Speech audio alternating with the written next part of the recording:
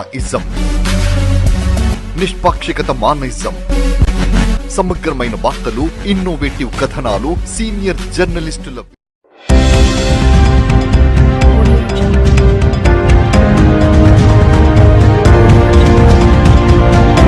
హన్మకొండ జిల్లా ధర్మసాగర్ మండల కేంద్రంలో ఎంఆర్పీఎస్ వ్యవస్థాపక అధ్యక్షుడు మందకృష్ణ మాదిగ 61వ పుట్టినరోజు సందర్భంగా మరియు ఎంఆర్పీఎస్ 31వ ఆవిర్భావ దినోత్సవం సందర్భంగా ఎస్సీ వర్గీకరణ సాధన కోసం ప్రాణత్యాగం చేసిన అమరులైన వారి ఫోటోలకు పూలమాల వేసి నివాళులర్పించారు.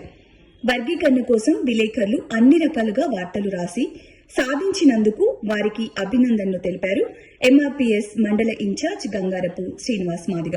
ఈ కార్యక్రమంలో కాంగ్రెస్ పార్టీ మండల అధ్యక్షులు గుర్రపు ప్రసాద్, మాజీ ఎంపీటీసీలు రొండి రాజు, శోభ, వరంగల్ మార్కెట్ డైరెక్టర్ బొడ్డు కుమార్, పిఎసిఎస్ చైర్మన్ లెనిన్, గ్రామంలోని నాయకులు, ఎంఆర్పీఎస్ నాయకులు తదితరులు పాల్గొన్నారు.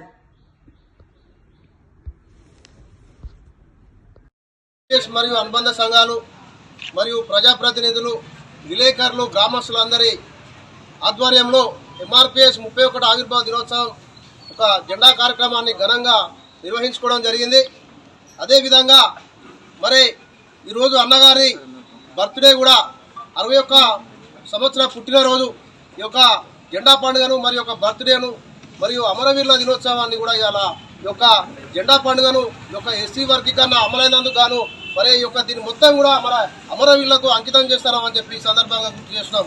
ఆనాడు ఎస్సీ వర్గీకరణలో భాగంగా ఒక కలెక్టరేట్ ముట్టడిలో భాగంగా, గాంధీ భవన్ ముట్టడిలో కార్యక్రమంలో భాగంగా వాళ్ళు ప్రాణాలు కోల్పోవడం జరిగింది. దామోదర్ మాదిగ, సురేందర్ మాదిగ, ఈ మన అక్క అనేక మంది అసలు భాషనారు. మరి యొక్క ఈ వర్గీకరణను వారికే చెందుతుంది. మరి వారి కుటుంబ సభ్యులు కూడా ఒక వర్గీకరణ గురించి వాళ్ళకే వర్తిద్దని చెప్పి సందర్భంగా గుర్తు చేస్తున్నాను. మరి అదేవిధంగా వర్గీకరణ బిల్లు పెట్టడానికి మరి అక్కడ దాకా ఈ యొక్క వార్తను అనేక సంవత్సరాల నుండి ఎప్పుడు వార్త ఇచ్చినా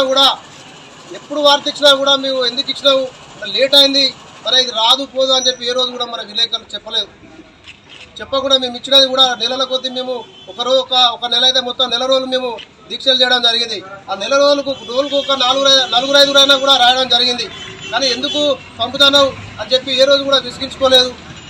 మరి ఏ రోజు కూడా మాకు అది ఇది అని చెప్పి ఏ రోజు కూడా మమ్మల్ని అడగలేదు. కాబట్టి అంతేకాకుండా మరి ఈ యొక్క ప్రజాప్రతినిధుల విషయంలో చూసుకుంటే వారు కూడా మాకు సహాయ సహకారాలు అందించారు.